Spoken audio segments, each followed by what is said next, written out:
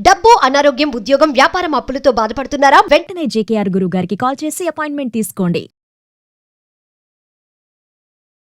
Hi viewers, India's largest digital media network Suman టీవీకి స్వాగతం. ప్రస్తుతం మనతో ఉన్నారు advocate and public speaker Ushasri గారు. హాయ్ ఉషశ్రీ. హాయ్. ఉష, ఒకప్పుడైతే అమ్మాయిల కన్నా తల్లి, అఫ్కోర్స్ ఇప్పటికీ భయం ఉంది, లేదని నేను చెప్పట్లేదు. అంటే అమ్మాయిల కన్నా తల్లిదండ్రులు ఎంత భయపడుతున్నారో అబ్బాయి కన్నా తల్లిదండ్రులు కూడా అంతే భయపడాల్సిన రోజులు మనకు ఉన్నాయి ఆల్రెడీ.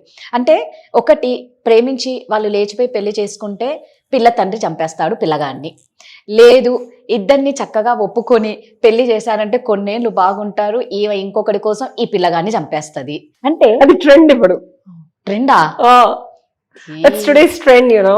ఏందబ్బా చంపడాలు ట్రెండ్ ఏంది అసలు? చంపడం ట్రెండ్ కాదు, హస్బెండ్ ఉండగా ఒక బాయ్ ఫ్రెండ్ ఉండడం, అండ్ ఒక హస్బెండ్ బాయ్ ఫ్రెండ్ ఉండగా ఒక సుఖవంతరమైన రిలేషన్షిప్ ఉండడం. అమ్మాయిలకి చాలా ఆప్షన్స్ ఉన్నాయి ఇప్పుడు. కానీ ఎంత భయం వేస్తుందంటే, అబ్బాయి అసలు ఒకప్పుడు మగపిల్లాడు పుట్టాడంటే ధైర్యంగా ఉండు, నిన్ను కూడా చూసుకుంటాడంటే, ఆ పేరెంట్స్ ని చూసుకునేంత లోపు ఈ ఆడపిల్లలు ఉంచుతున్నారా? వాళ్ళని వీళ్ళే లేపేస్తున్నారు. ఎందుకు ఇలా అవుతుంది? దీనికంటే ఒక సొల్యూషన్ ఉండదు. అసలు రీజన్ ఏంటి? ఎందుకు ఇలా సొసైటీలో మానవత్వం అనేది నిజంగా నశించిపోతుంది? మళ్ళీ నిన్నే అడుగుతా, what you feel, what you think, what is missing? మీరు ఎప్పుడు ఒకటి అంటారు, కామం రాదా కంట్రోల్ చేసుకోలేక. కామం కామం కామం అనేది ప్రతి చోట కనిపిస్తుంది. ఇప్పుడు ఇక్కడ కూడా వీళ్ళు ఇంకొకరితో ఉండి భర్తను పిల్లల్ని చంపిన తల్లులు కూడా ఉన్నారు. వీళ్ళకు 2 నిమిషాల సుఖం కోసం ఒక మనిషి ప్రాణం తీయడం కరెక్ట్ కాదు కదా. ఇక్కడ మనం we need to look into the why.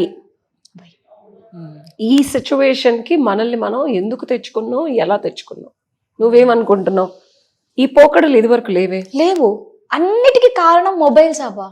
కాదు. కాదా? మొబైల్ కాదంటారు. మొబైల్ చూసి ఒక ఆడది ఒక మగాడినే చంపేసి కామం కోసం ఇంకొక అబ్బాయి దగ్గరికి వెళ్ళిపోయింది అనేది ఎంతవరకు ప్రాక్టికల్ రియాలిటీలో పాసిబుల్? కాదు, కామం కాదు. ఇప్పుడు మనం రీసెంట్ కేసు చూసాం, డాక్టర్ ఎంత క్యూట్, సో క్యూట్, ఎలా అండ్ డబ్బులు లేవా, వెల్ సెటిల్డ్. అమ్మాయిలకి వాళ్ళకి ఏం కావాలో వాళ్ళకే ఒక క్లారిటీ ఉండట్లా, first thing.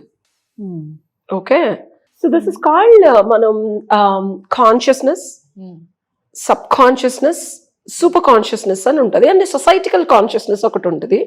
That is called the entire cultural aura ఉంటుంది.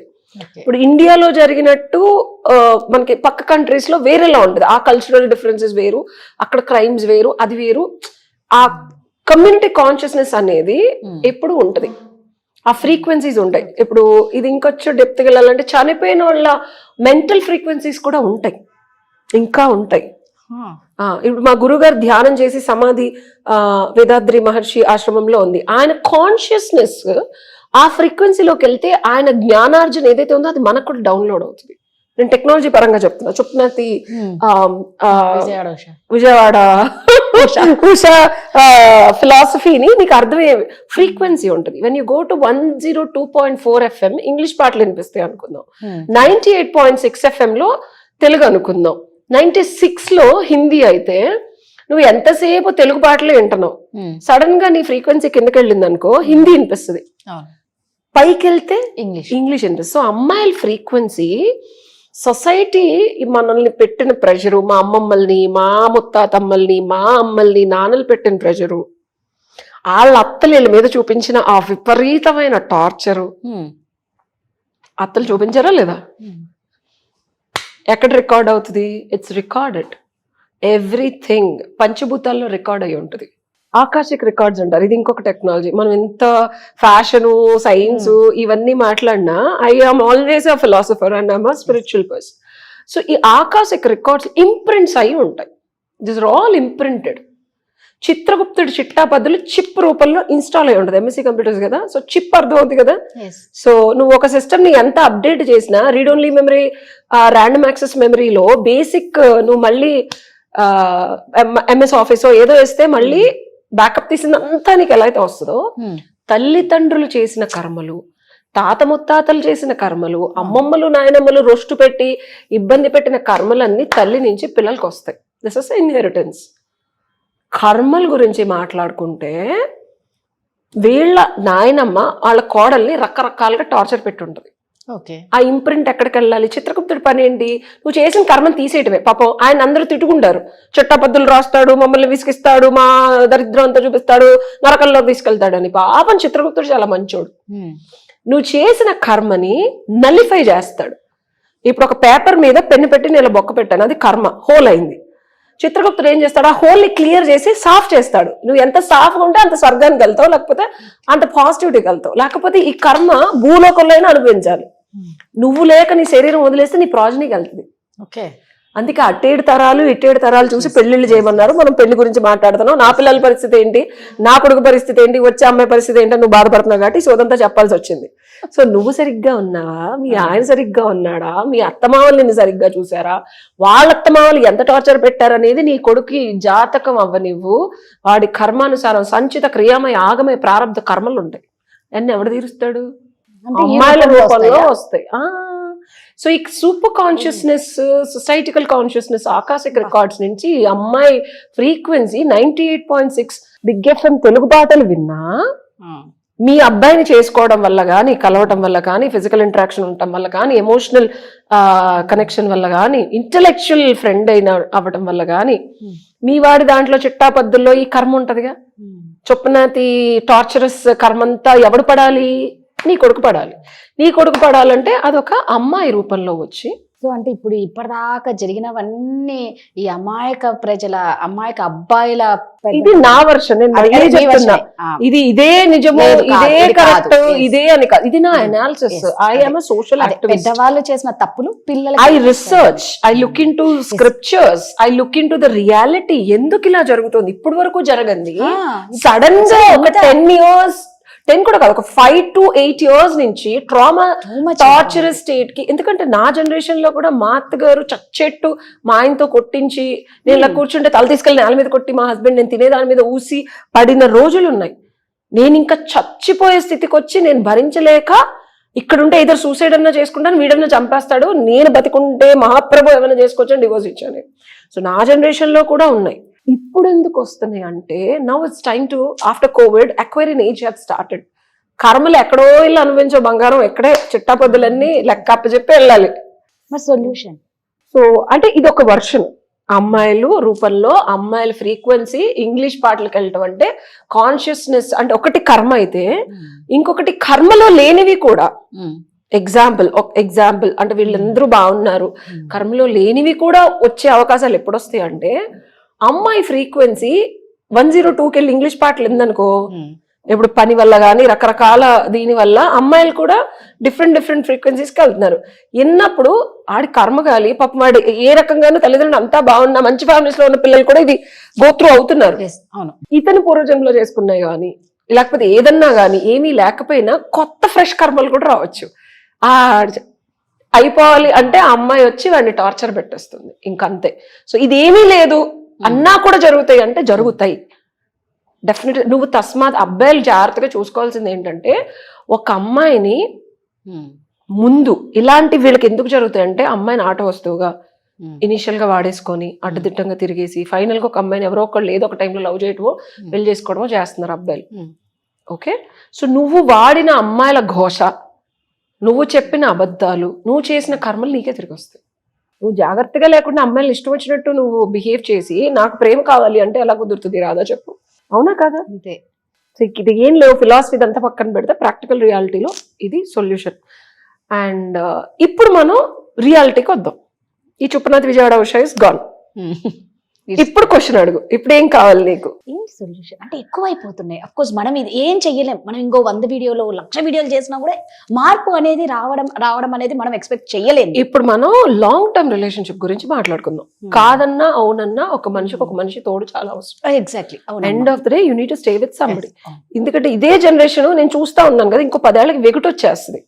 10 మందితో తిరగడం వెగుటొచ్చేసి ఒక్క మనిషి కావాలనే కాన్షియస్నెస్ వెళ్తుంది ఇదే జనరేషన్.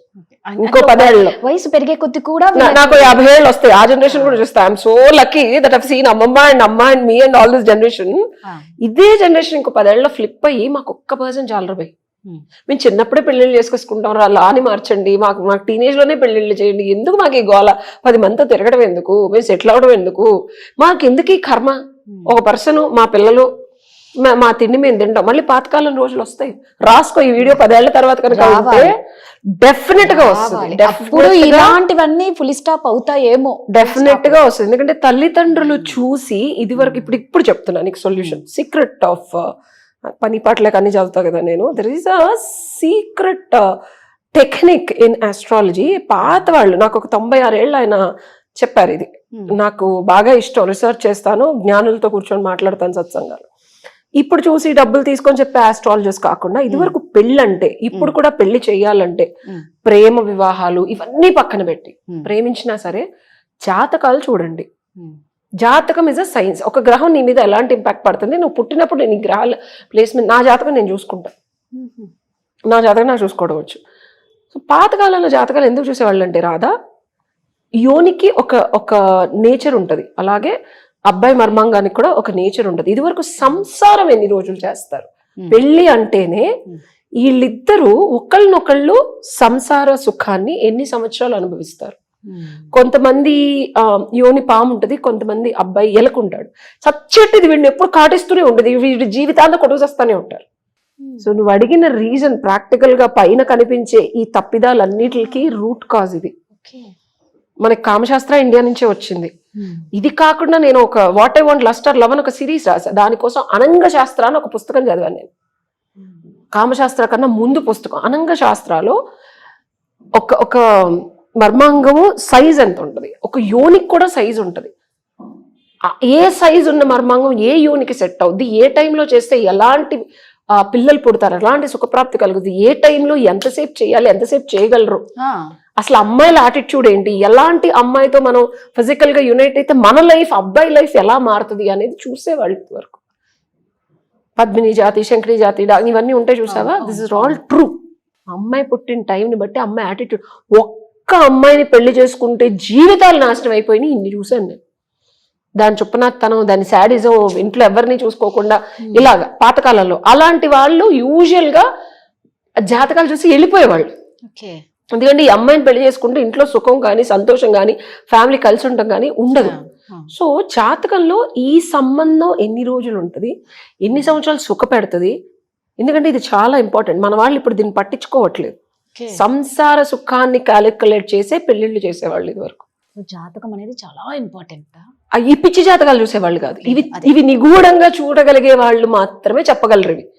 ఏదో అది చూసి నేను చెప్తా జాతకం, నా జాతకం నాకు తెలియదు, 7th house పెళ్లి హౌస్, శనున్నాడా కుజుడున్నాడా, నాకు అందుకే ఇన్నేళ్ళైనా ఇలా ఉంది అది నాకు తెలుసు. బేసిక్ 7th house అంటే 7th house పెళ్లికి కాదు, లగ్న చాట్ లో ఒరిజినల్ ఎంత ఉందో మళ్ళీ ఈ మారతాయి అన్ని తెలియాలి. పెద్దవాళ్ళు బాగా చక్కగా తెలిసిన వాళ్ళు పండితులతో చూపించుకుంటే ఏమవుతుందంటే, ఎంత కొట్టుకున్నా రాదా, ఎన్ని మనస్పర్ధలు వచ్చినా, ఎంత ఇబ్బంది వచ్చినా, సంసారం కరెక్ట్ గా ఉండే జంటలు ఎంత ముచ్చటగా ఉంటదో వాళ్ళని చూస్తే. ఉన్నారు, చేస్తే ఉంటారు, చేస్తే ఉంటారు.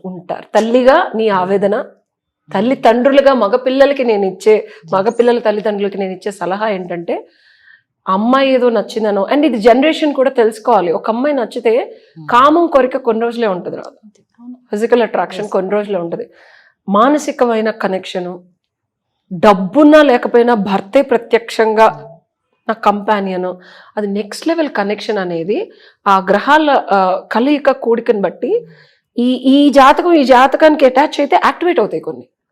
అండ్ మనకి పుట్టే బిడ్డ టైమింగ్ ఇంకా యాక్టివేట్ చేస్తుంది. 2 తప్పుడు జాతకాలున్నా 2 కలయికలో ఒక గ్రహం ఇంకొక గ్రహం ప్లేస్మెంట్స్ ఆఫ్ దీన్ని బట్టి, టైంని బట్టి మనకి కొన్ని సిద్ధులు కూడా వస్తాయి.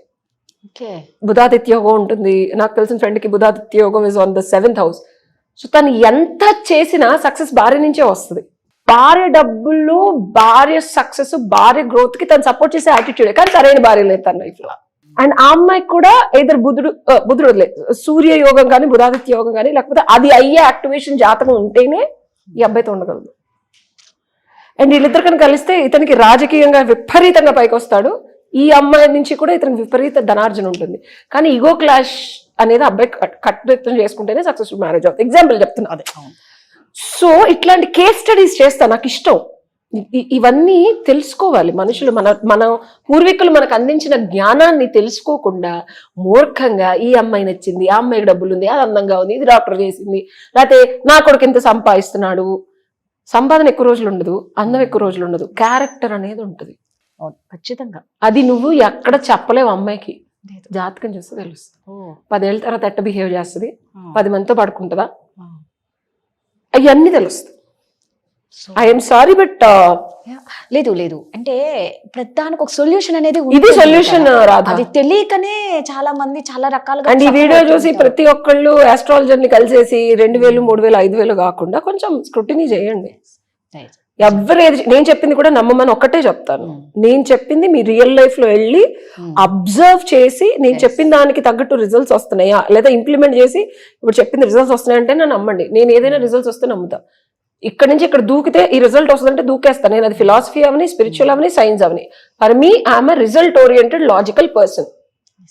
రిజల్ట్స్ వస్తున్నాయా చేయండి. ఎండ్ ఆఫ్ ద డే భూప్రపంచంలో మనకు కావాల్సింది మనం అనుకున్నది అనుకున్నట్టు జరగడం.